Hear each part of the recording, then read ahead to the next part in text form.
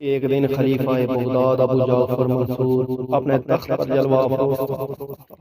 एक किस्सा गो उसके आबा व अजदाद के कारनामों की तफसील बयान कर रहा था। हर तरफ से वाह वाह की सदाएं बुलंद हो रही थी। ये देखकर खलीफा के दिल में अपनी खानदानी अजमत और शराफत का घमंड पैदा होने लगता है। महफिल के दौरान एक साइल दरबार में आता है और अपनी हाजत का खलीफा से जिक्र करता है। खलीफा साइल के बेमौका सवाल पर तैश में आ जाता है और उससे सख्त रवैये से पेश आता है। वजीर खलीफा से साइल की जान बख्शी करवाता है और उसको महफिल के इख्तिताम तक इंतजार करने का कहता है।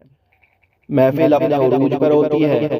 एक मक्खी बार बार आकर खलीफा की नाक पर बैठती है। खलीफा उसे उड़ाता है लेकिन वो बात नहीं आती। आखिर अबू मंसूर जाफर झुला जाता है और अहले दरबार से पूछता है, ये मक्खी आखिर क्यों पैदा की गई? इसकी क्या जरूरत? साइल बरमला जवाब देता है, खालिक कायनात ने मुतकब्बर और घुमंडी इंसानों का गुरूर और घुमंड तोड़ने के लिए मक्खी को पैदा किया। खलीफा उसका मुंह तकता रह जाता है।